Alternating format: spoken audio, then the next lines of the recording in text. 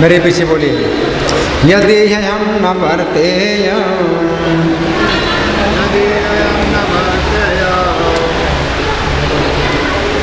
सब लोग बोलिए, आप लोगों की आवाज़ नहीं आ रही है, जोर से बोलिए। यदि हम न वर्तेय जातु कर्मण्यतन्द्रितः मम वर्तमानो वर्तन्ते मनुष्याः पार्थ सर्वशः। इस श्लोक को समझेंगे। भगवान कह रहे हैं, यदि ही अहम न वर्तेयम जातु कर्मण्यतन्द्रितः, और सामने बैठे, सामने मुँह करिए, इधर मुँह करिए सब लोग। भगवान कह रहे हैं, यदि मैं बात नहीं, कौन बातें कर रहा है यहाँ पर?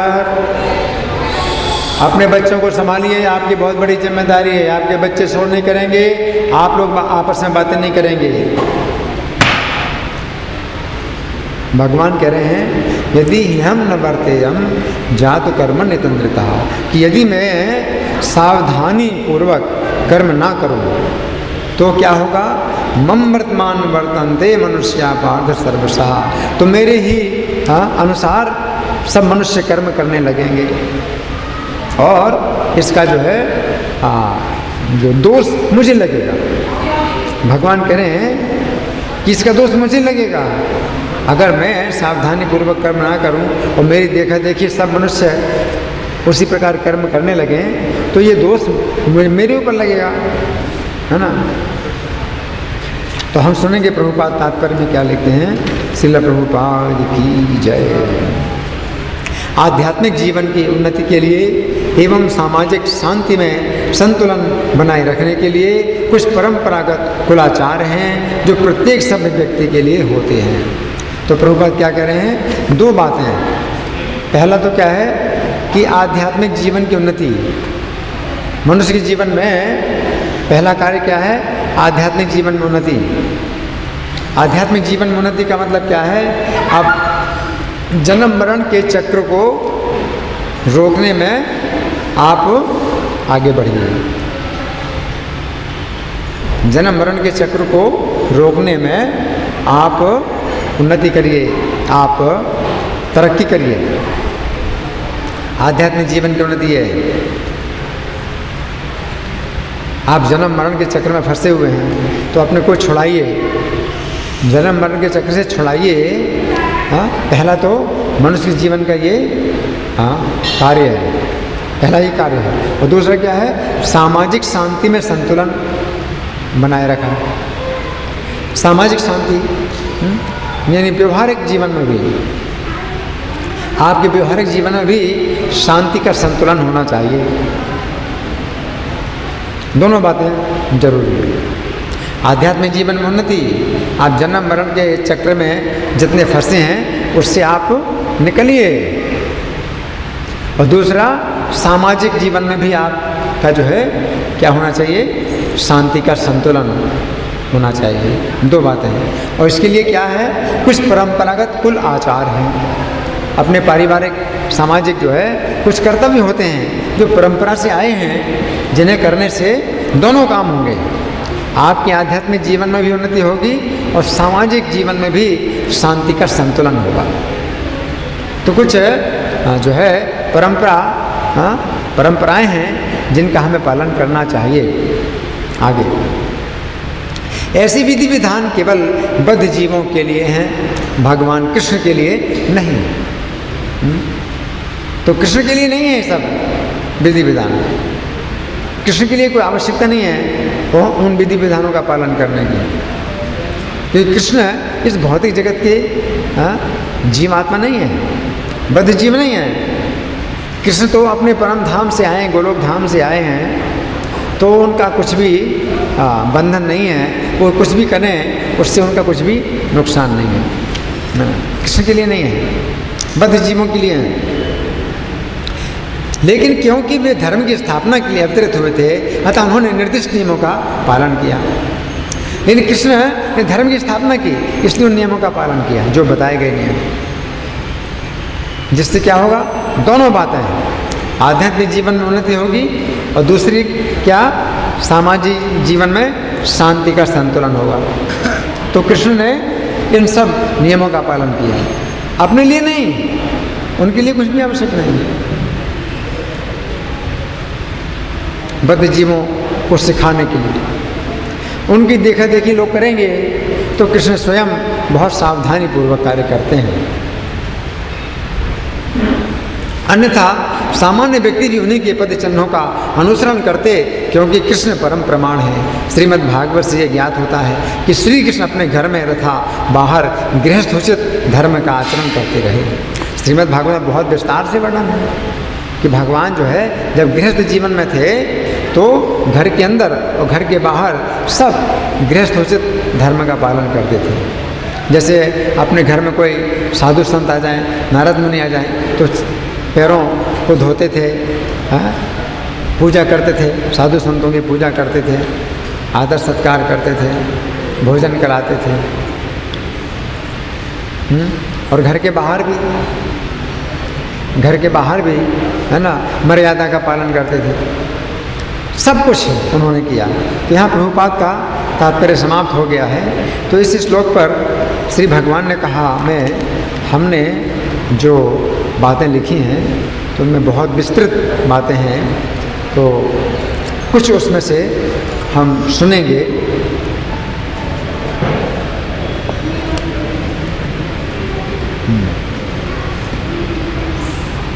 देखिए, अतंद्रिता, आज के श्लोक में शब्द क्या है, अतंद्रिता। तो भगवान कह रहे हैं यदि वे अतंद्रित होकर कर्म ना करें, भगवान की बड़ी चिंता है कि वे अतंद्रित होकर कर्म, अगर अतंद्रित होकर कर्म नहीं करेंगे, अतंद्रित शब्द पर विचार करें। इस शब्द का निर्माण तंद्रा से हुआ है, तंद्रा से हुआ है। तंद्रा का अर्थ है ऊँघना, सोना नहीं। निद्रा अलग है और तंद्रा अलग है ना। तंद्रा का मतलब क्या है, ऊँघना। कभी कभी हम बैठे बैठे निद्रा के वशीभूत हो जाते हैं, परंतु मनुष्यों के लिए ये संभव नहीं है कि वे बैठकर सो सकें। अब बैठे बैठे नींद आ रही है तो सो नहीं सकते आप, हैं? घोड़े हैं, गाय हैं, बैल हैं, बैठे बैठे सोते हैं, लेकिन आप बैठ के सो नहीं सकते, तो आपको बैठे बैठे नींद आती है। ऐसी स्थिति में बैठे हुए व्यक्ति का शरीर शिथिल हो जाता है, उसके नेत्र बंद हो जाते हैं, उसके देखने, सुनने और विचार करने की शक्ति समाप्त हो जाती है। लेकिन जैसे वो गिरने लगता है, उसकी निद्रा का वेग समाप्त हो जाता है। क्या होता है, नींद आई है ना। तो इसे निद्रा नहीं कहते हैं, इसे क्या कहते हैं, तंद्रा। उसमें पुनः चेतनता आ जाती है। ऐसा कई बार पुस्तक पढ़ते समय होता है, किताब पढ़ रहे हैं, होता है पुस्तक पढ़ते समय, या हरे कृष्ण मंत्र का माला पर जाप करते समय होता है, माला पर जप कर रहे हैं, है ना, या कथा प्रवचन सुनते समय होता है, क्लास में बैठे हैं तो नींद आ रही है ना। ये स्थिति अन्य लोगों के समक्ष लज्जाजनक होती है, बड़ी लज्जा की स्थिति है। लोग दूसरे देखेंगे आप क्या कर रहे हैं, बड़ी लज्जाजनक होती है। तो इस घटना को निद्रा ना कहकर क्या कहते हैं, तंद्रा। ये तंद्रा कभी कभी अत्यंत खतरनाक होती है। जैसे क्लास में बैठे हैं तो आपके लिए तो कोई खतरा नहीं है, लेकिन फिर भी लज्जा की बात है। लेकिन कभी कभी ये तंद्रा बहुत खतरनाक होती है। सामान्यतः गाड़ी चलाने वाले चालक सड़क पर गाड़ी चला रहे होते हैं तथा अचानक तंद्रा के शिकार होने के कारण जिस समय उन्हें गाड़ी को रोकना चाहिए उस समय वे गाड़ी को रोक नहीं पाते हैं। अब बहुत बड़ी दुर्घटना। इस प्रकार कभी छोटी, कभी बड़ी अथवा कभी अत्यंत भयानक दुर्घटना हो जाती है। कभी कभी चालक की तंद्रा के कारण इतनी बड़ी दुर्घटना हो जाती है कि उस गाड़ी में बैठे हुए सभी यात्रियों की मृत्यु हो जाती है, सब मर जाते हैं थोड़ी सी तंद्रा के कारण। तंद्रा आई 10 सेकंड के लिए, उसी में ही क्या हो गया, सबकी मृत्यु हो गई, सबका देहांत हो जाता है। तंद्रा से एक शब्द बनता है तंद्रित, जिसका अर्थ है ऐसा व्यक्ति जो तंद्रा का शिकार हो गया है, तथा इस शब्द में आ प्रत्यय लगा देने से अतंद्रित शब्द बनता है, जिसका अर्थ है ऐसा व्यक्ति जो तंद्रा का शिकार नहीं है। इस प्रकार भगवान यहाँ पर कह रहे हैं कि हे अर्जुन, यदि मैं कर्म करते हुए थोड़ी सी भी तंद्रा का शिकार हो जाऊं, कृष्ण क्या कह रहे हैं, सुनिए ध्यान से। कृष्ण कह रहे हैं यदि मैं कर्म करते हुए थोड़ी सी तंद्रा का शिकार हो जाऊं तो मेरे साथ जुड़े हुए संपूर्ण मानव समाज का सर्वनाश हो जाएगा।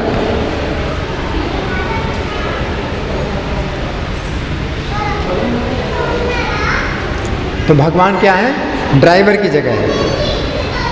भगवान का स्थान क्या है, ड्राइवर का, और पूरे मानव समाज का स्थान क्या है, यात्रियों का है? तो जैसे ड्राइवर जो है सब यात्रियों को मंजिल पर ले जाता है, उसी प्रकार से भगवान पूरे मानव समाज का उद्धार करने के लिए आते हैं।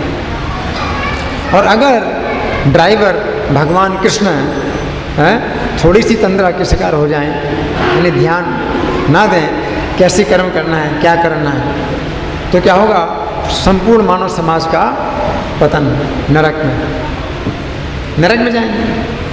तो कृष्ण कह रहे हैं जातु शब्द का अर्थ है कभी कभी, तो यहाँ पर भगवान कहना चाहते हैं कि यदि कर्म करते हुए वे सदा सावधानी का पालन करें तथा कभी एक बार भी जरा सी देर के लिए तंद्रित अर्थात असावधान हो जाएं तो मानव समाज का सर्वनाश हो जाएगा। बच्चों को शांत करिए या तो ले जाइए बाहर, आपकी जिम्मेदारी है, बच्चे शोर नहीं करेंगे।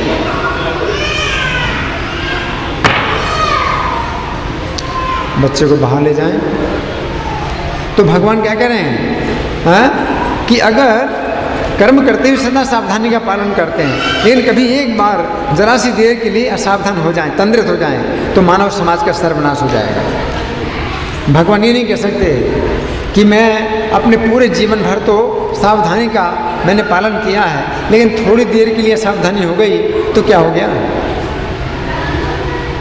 क्यों ड्राइवर अगर कहे तो देखो 20 साल से गाड़ी चला रहा हूँ और बड़ी सावधानी से गाड़ी चलाई है, लेकिन एक बार थोड़ा सा असावधान हो गया मैं तो क्या हो गया, क्या कह सकता है, नहीं कह सकता। ड्राइवर के लिए ये जरा भी अनुमति नहीं है कि 10 सेकंड के लिए भी असावधान हो जाए जब गाड़ी चला रहा है। तुम 20 साल से गाड़ी चला रहे हो या 50 साल से गाड़ी चला रहे हो, लेकिन 10 सेकंड के लिए ही असावधान अगर हो गए तो ये नहीं चलेगा, आपका लाइसेंस नहीं रहेगा आपके पास। आप नहीं कह सकते 50 साल से गाड़ी चला रहा हूँ, 10 सेकंड के लिए अगर असावधान हो गया तो क्या हो गया।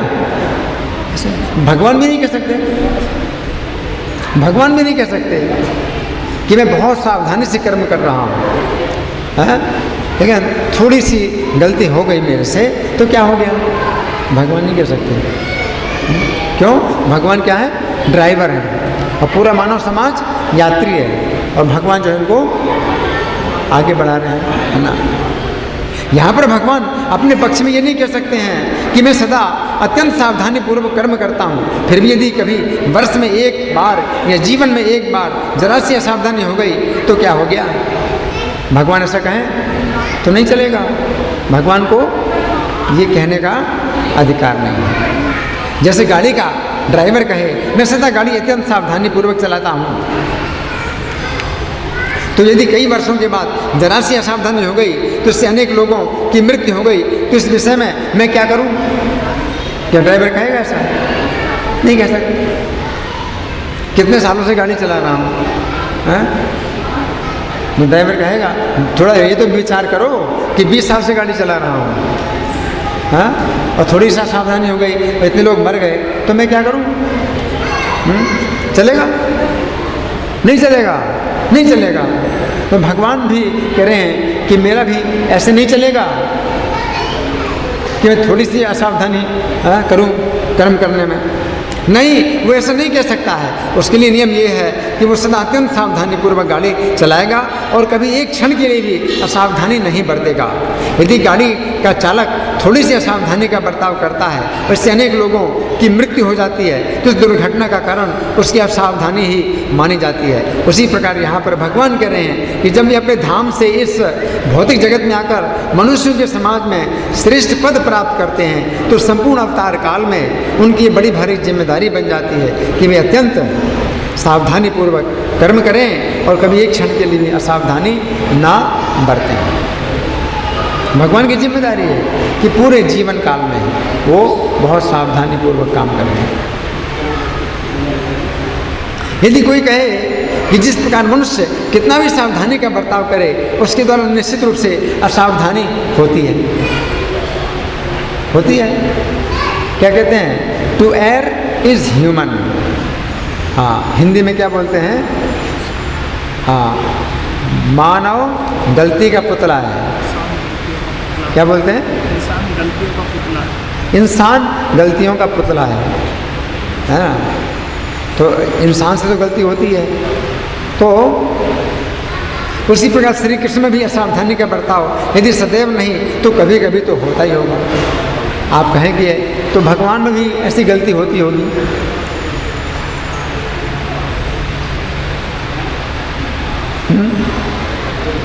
तो ऐसा नहीं है। श्री कृष्ण प्रत्येक कार्य में पूर्ण है।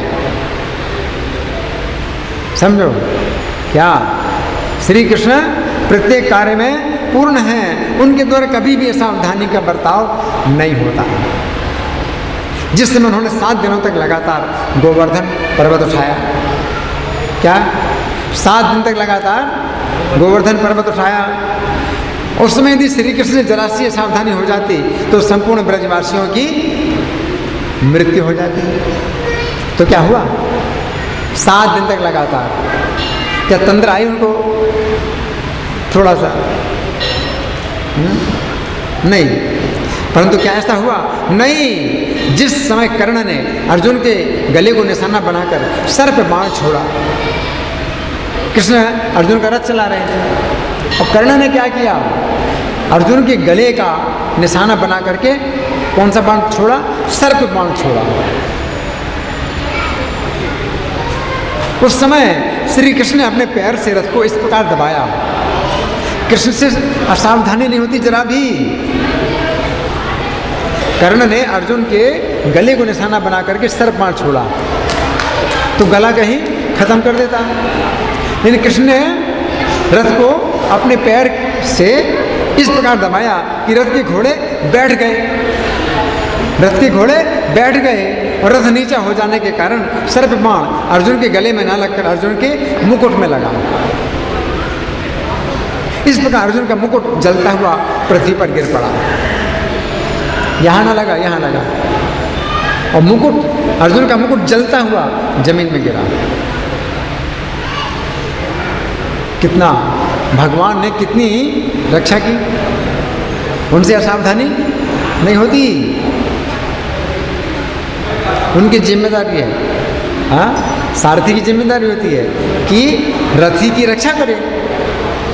और भगवान सारथी हैं तो अर्जुन की रक्षा, अर्जुन के रथ की रक्षा, अर्जुन के घोड़ों की रक्षा उनकी जिम्मेदारी है। तो घोड़ों की भी रक्षा करते हैं, रथ की भी रक्षा करते हैं, अर्जुन की भी रक्षा करते हैं। कितनी सावधानी से कृष्ण क्या किया? घोड़े बैठ गए तो रथ नीचा हो गया, अर्जुन के गले में ना लग करके कहाँ लगा? मुकुट में लगा, और मुकुट जल करके गिर गया। उस समय यदि श्री कृष्ण से जरा सी भी असावधानी हो जाती तो अर्जुन की मृत्यु हो गई होती, अर्जुन की मृत्यु हो गई होती। परंतु क्या ऐसा हुआ? नहीं। यहाँ तक कि इस भौतिक सृष्टि में श्री कृष्ण ने जो भी व्यवस्था की है उसमें भी असावधानी का कोई प्रश्न नहीं है। पूरी सृष्टि में श्रील प्रभुपाद कहा करते थे कि पृथ्वी तथा सूर्य के बीच में दूरी भी इतनी अधिक नियंत्रित है, यदि ये दूरी थोड़ी सी कम हो जाए तो पृथ्वी जल जाएगी। सूर्य अगर पृथ्वी के थोड़ा पास आ जाए तो पृथ्वी जल जाएगी, और दूरी थोड़ी सी अधिक हो जाए तो पृथ्वी जम जाए। बर्फ जम जाएगी। तो दोनों स्थितियों में कोई जिंदा नहीं रहेगा। अगर सूर्य थोड़ा सा पास आ जाए पृथ्वी के तो सब जल जाएगा, कोई जीवित नहीं बचेगा। और थोड़ा सा दूर हो जाए तो सब कुछ जम जाएगा, कोई जिंदा नहीं रहेगा। दोनों ही स्थितियों में पृथ्वी में प्राणियों का जीवन असंभव हो जाएगा। इस प्रकार हमें समझना चाहिए कि श्री कृष्ण के द्वारा किसी भी क्षेत्र में किसी भी प्रकार की असावधानी की संभावना नहीं है।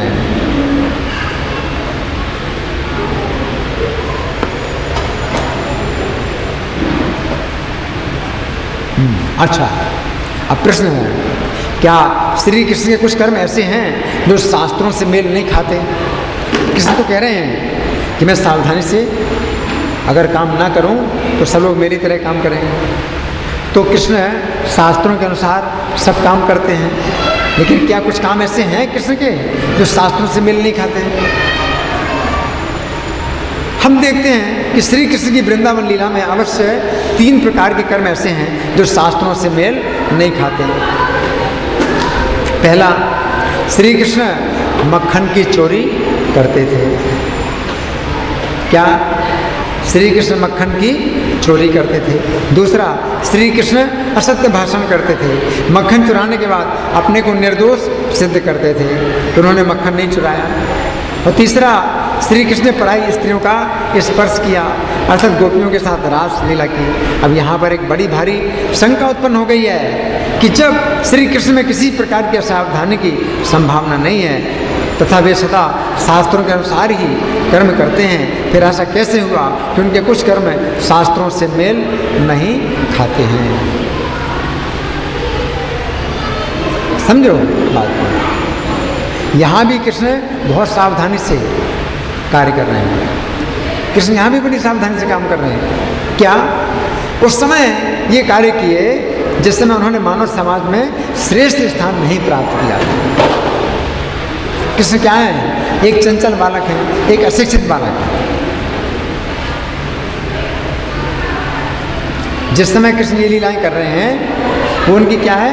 बाल लीलाएं, जिसमें बच्चे के ऊपर कोई जिम्मेदारी नहीं होती कि वो शास्त्रों के अनुसार काम करेगा। एक चंचल बालक है।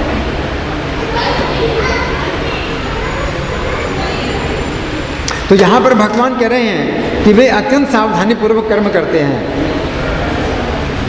क्योंकि संपूर्ण मानव समाज उनकी देखा देखी कर्म करता है। ये बात उस समय की है जिस समय श्री कृष्ण ने मानव समाज में अत्यंत श्रेष्ठ स्थान प्राप्त कर लिया था। इसलिए हमें समझना चाहिए, यदि श्री कृष्ण ने कुछ कर्म ऐसे किए जो शास्त्रों से मेल नहीं खाते हैं, तो उन कर्मों को भी उन्होंने अत्यंत सावधानी पूर्वक ऐसी स्थिति में किया जिस स्थिति में उन्हें मानव समाज में श्रेष्ठ स्थान नहीं प्राप्त था। ये सभी कर्म उनकी बाल लीला के अंतर्गत आते हैं। वृंदावन में श्री कृष्ण 11 वर्ष की अवस्था तक रहे, और वो भी एक अशिक्षित वैश्य बालक के रूप में। इस समय कलयुग में चूंकि मनुष्यों की आयु सामान्यतः 100 वर्ष से भी कम है, अतः 11 वर्ष की अवस्था में बालक काफ़ी जिम्मेदार समझा जाता है। परंतु उस समय द्वापर युग का समय था जिसमें मनुष्यों की आयु सामान्यतः 1000 वर्ष की थी। अतः 11 वर्ष की अवस्था में किसी बालक के किसी भी प्रकार के कर्म में दोष नहीं देखा जाता था। उस समय चूंकि 1000 वर्ष की सामान्य आयु थी, अतः 11 वर्ष की अवस्था में बालक की इंद्रियां भी इतनी विकसित नहीं होती थी जितनी कलयुग में विकसित हो जाती हैं, क्योंकि कलयुग में मनुष्य की आयु 100 वर्ष से भी कम है।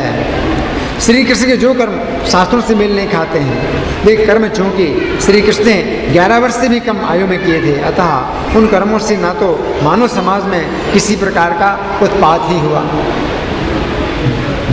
और ना ही मानव समाज ने ये आशा ही की थी कि इस अवस्था में श्री कृष्ण जो कर्म करेंगे वे मानव समाज को शिक्षा देने के लिए होंगे।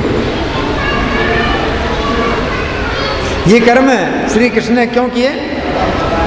ब्रजवासियों को आनंद देने के लिए।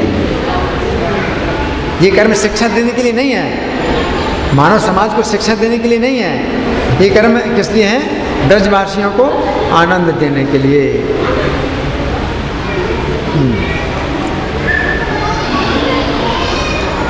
अपनी बाल्यावस्था में जो कर्म किए वे ना तो मानव समाज को शिक्षा देने के लिए थे, ना उनका मानव समाज में कुप्रभाव पड़ा, परंतु फिर भी ऐसे कर्म करने की आवश्यकता ही क्या थी? इस प्रश्न का उत्तर सत्यव्रत मुनि ने दामोदराष्टकम के 30वें श्लोक में दिया है। मैं उन्हीं दामोदर भगवान को फिर भी प्रेम पूर्वक सैकड़ों बार प्रणाम करता हूँ, जिस प्रकार की बाल लीलाओं के द्वारा अपने समस्त ब्रज को आनंद रूप सरोवर में गोता लगवा रहे हैं, मक्खन की चोरी कर रहे हैं और फिर अपने को जो है श्रेष्ठ बता रहे हैं कि मैं चोर नहीं हूँ। ये सब जो कार्य हैं ब्रजवासियों को आनंद के सागर में डुबाने के लिए और अपने ऐश्वर्य को जानने वाले ज्ञानियों के निकट भक्तों के द्वारा अपने पराजय को प्रकाशित करते हैं।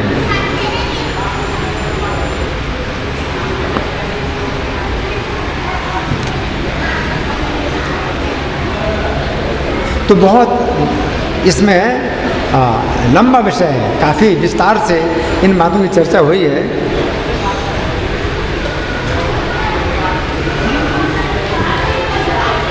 एक बार एक बंगाली व्यक्ति श्रील प्रभुपाद के समक्ष श्री कृष्ण की निंदा करते हुए कह रहा था कि श्री कृष्ण अनैतिक हैं। सुनिए ध्यान से, आप लोग सुन रहे हैं। एक बंगाली व्यक्ति श्रील प्रभुपाद के सामने श्री कृष्ण की निंदा करते हुए कह रहा था कि श्री कृष्ण अनैतिक हैं, क्योंकि वे पर स्त्रियों का स्पर्श करते हैं।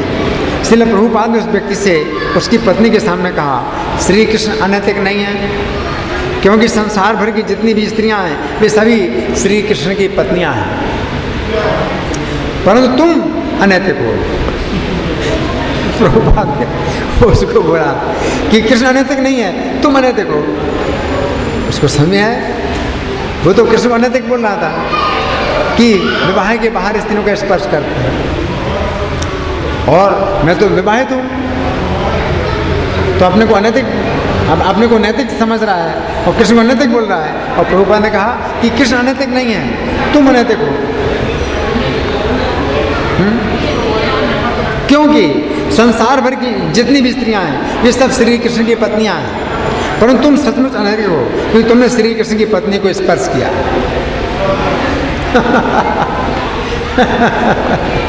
तुम अनैतिक हो, तुमने कृष्ण की पत्नी को स्पर्श किया है, तुम अनैतिक हो। श्रील प्रभुपाद की इस बात से वो व्यक्ति निरुत्तर हो गया। यदि गहराई से देखा जाए तो जितने भी जीव हैं वे श्री कृष्ण की प्रकृति हैं और श्री कृष्ण एकमात्र पुरुष हैं।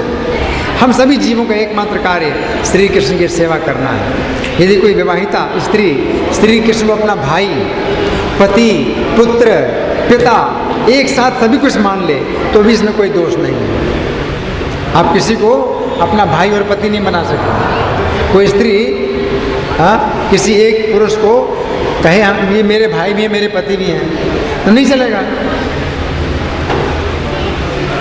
कोई स्त्री जो है किसी व्यक्ति को कहे ये मेरे पिता भी हैं और पति भी हैं, नहीं चलेगा। लेकिन कृष्ण को अगर मान ले, क्या मान ले? अपना भाई भी मान ले, पति भी मान ले, पुत्र भी मान ले, पिता एक साथ सभी कुछ मान ले तो भी इसमें कोई दोष नहीं है। जबकि व्यवहारिक जगत में कोई स्त्री किसी व्यक्ति के साथ उक्त संबंधों में से एक से अधिक संबंध बनाती है तो इसमें दोष माना जाता है।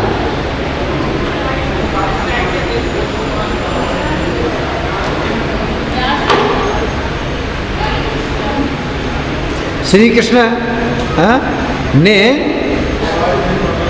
गोपियों के साथ तलाश किया, यद्यपि गोपियां उनके सौंदर्य से आकर्षित होकर उनके साथ नृत्य करने के लिए आईं, परंतु वे पवित्र हो गईं। यदि कोई व्यक्ति श्री कृष्ण के विषय में केवल श्रवण मात्र से पवित्र हो जाता है तो फिर वे उनके साथ नृत्य करके कितनी अधिक पवित्र नहीं हुई होगी। गोपियां कितनी पवित्र हुई होंगी।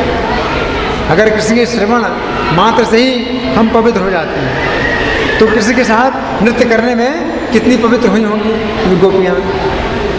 ऐसा नहीं है कि श्री कृष्ण कुछ युवा कन्याओं के साथ नृत्य करना चाहते थे। वे तो तुरंत ही करोड़ों युवतियां उत्पन्न कर सकते हैं, परंतु वे भक्त थी। वे श्री कृष्ण के सौंदर्य से आकर्षित होकर उनके साथ नृत्य करना चाहती थी। अतः श्री कृष्ण ने अवसर दिया, ठीक है, मेरे साथ नृत्य करो और पवित्र हो जाओ। तो ये कृष्ण की दया,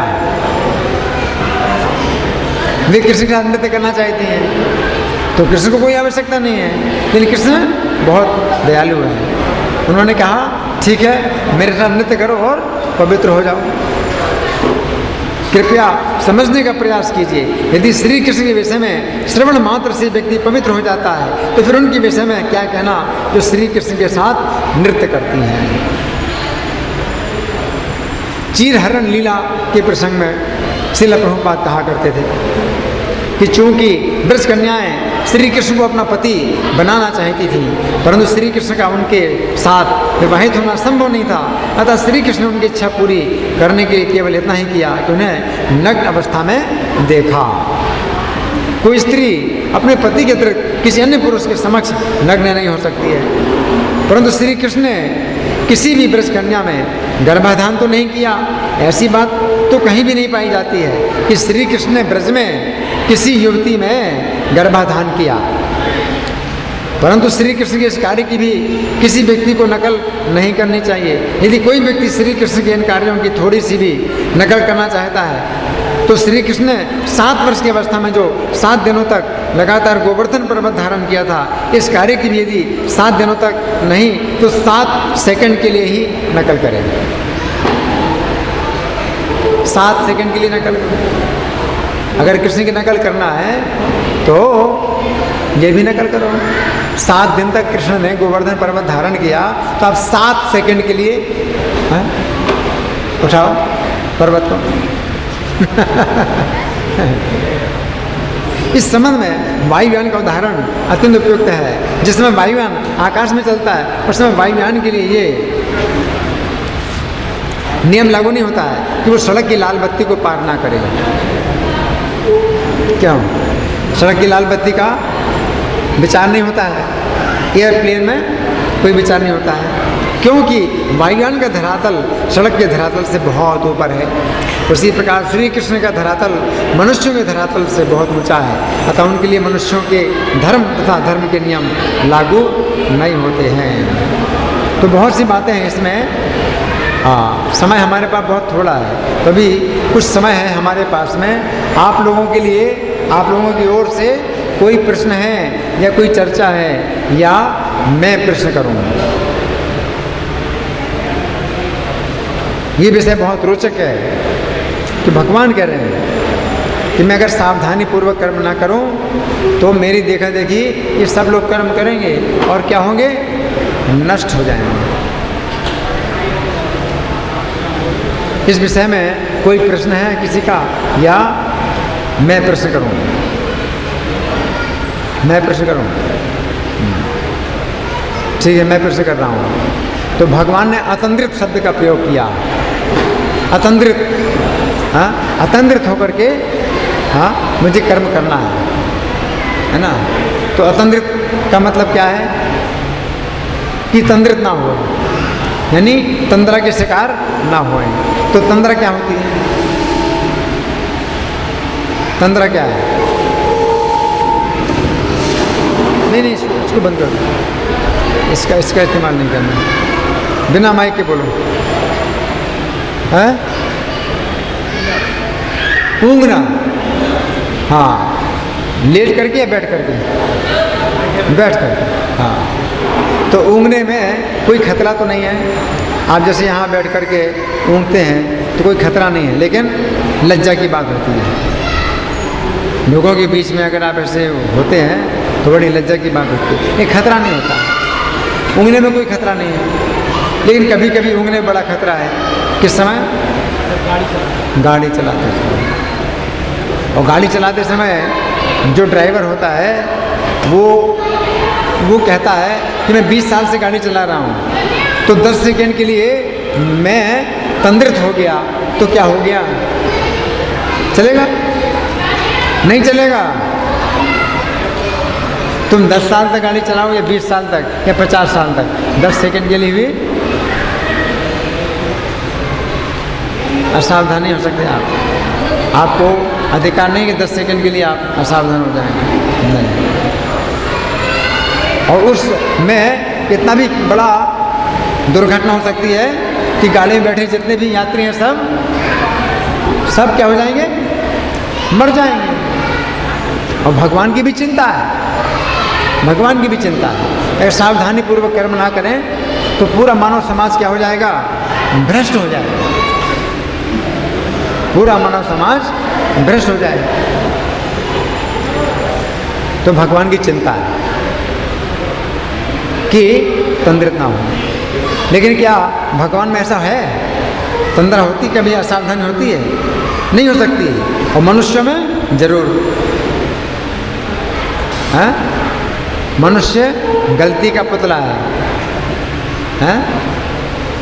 इंसान, क्या बोलते हैं, इंसान गलती का पुतला है। लेकिन भगवान नहीं है, ऐसे भगवान नहीं है। उदाहरण कि भगवान से गलती नहीं होती, इसका उदाहरण गोवर्धन पर्वत उठाया कितनी देर में? 7 दिन और 7 रात है। थोड़ा सा ऐसे हो गए तो क्या होता है, सब ब्रजवासी मर जाते। ये हुआ ऐसा? 7 दिन 7 रात ऐसे किया, कभी भी जरा सा भी ऐसा नहीं हुआ। और दूसरा उदाहरण क्या है? कर्ण ने अर्जुन के गले को निशाना बना करके सर पे बाण छोड़ा, सांप, विषैला सांप। और गले में, अर्जुन के गले में वो लगता सांप, वो क्या करता, गले को जला डालता। और भगवान ने क्या किया उस समय? पैर से दबाया रथ को और घोड़े बैठ गए और रथ नीचा हो गया। तो अर्जुन के गले में ना लग के कहाँ लगा? सिर में भी नहीं तो सिर भी गायब हो जाता, मुकुट में लगा और मुकुट जलता हुआ गिर गया। अर्जुन की रक्षा हो गई। तो भगवान से गलती नहीं होती। और सृष्टि की व्यवस्था में भी गलती नहीं होती है। सूर्य का जैसे कितना नियंत्रण है, भगवान का सूर्य के ऊपर कितना नियंत्रण है। अगर थोड़ा सा पास आ जाए सूर्य तो क्या होगा, सब कुछ जल जाएगा। और थोड़ा सा दूर हो जाए तो क्या होगा, सब जम जाएगा। किसी हालत में भी कोई बचेगा नहीं। तो भगवान का इतना नियंत्रण है सृष्टि में। फिर प्रश्न उठता है कि कुछ कृष्ण ने अनैतिक कार्य किए, हैं? पराई स्त्रियों का स्पर्श किया या चोरी कर रही है, झूठ बोला, झूठ है, चोरी है, और पराई स्त्रियों के साथ रास किया। इसको कैसे समझें? इसका क्या उत्तर है, कौन बताएगा? हाँ,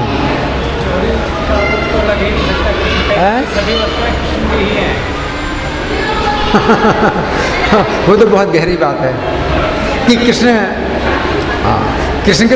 का तो सब कुछ है, तो उनको चोरी का दोष नहीं लगता। लेकिन अभी तो मानव समाज में वो अपने को मनुष्य दिखा रहे हैं और वो कह रहे हैं कि मैं सावधानी पूर्वक कर्म करता हूँ, मेरी देखा देखी लोग कर्म करेंगे। तो भगवान अपने को भगवान नहीं साबित कर रहे हैं, बल्कि मनुष्यों के समाज में है। तो फिर क्या होता है? बाल लीलाएं। जो बालक होता है, अशिक्षित बालक होता है, उससे आशा नहीं की जाती है कि वो शिक्षा देने के लिए काम करेगा, कि समाज के लोग जो है उसकी देखा देखी शिक्षा प्राप्त करें। हाँ है, ब्रजवासियों को आनंद प्रदान करने के लिए, ब्रजवासियों को आनंद प्रदान करने के लिए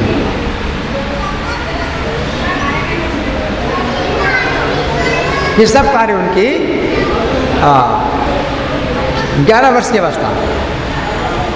अभी तो 11 वर्ष की अवस्था में बच्चे की इंद्रियां विकसित हो जाती हैं, लेकिन द्वापर युग में आयु कितनी थी? 1000 साल की।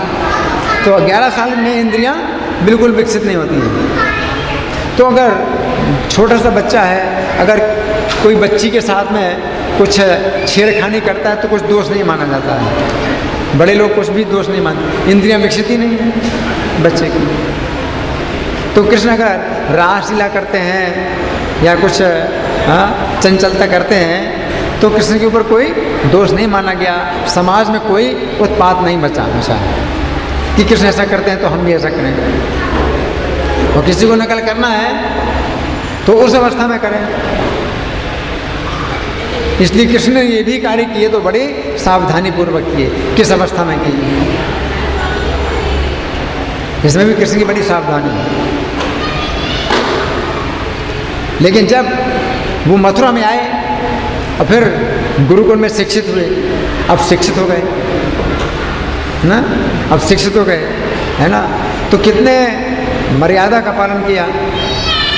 नरकासुर के यहाँ जो है 16,100 कन्याएं और सभी कृष्ण को पति बनाना चाहते हैं, लेकिन कृष्ण ने उनको द्वारका भेजा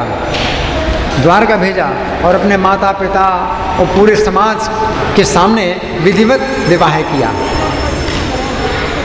ऐसे वो संबंध नहीं बना सकते, तो विधिवत विवाह किए। घर के अंदर भी अतिथियों की सेवा, ब्राह्मणों की सेवा और बच्चों के साथ कैसे व्यवहार करना है और जो है माता पिता के साथ कैसे व्यवहार करना है, तो ये सब जो है उन्होंने दिखाया। पूर्ण उनका चरित्र है, उनके चरित्र में जो पूर्णता है वो जो है उन्होंने दिखाई। पूर्ण चरित्र है, किसी प्रकार का दोष नहीं। धन्यवाद। ग्रंथराज श्रीमद् भगवद गीता की जय, श्रील प्रभुपाद की जय, श्री राधा पार्षार्थी ललिता विशाखा गौरताई, सीताराम लक्ष्मण हनुमान प्रणाम सिंह की जय हो।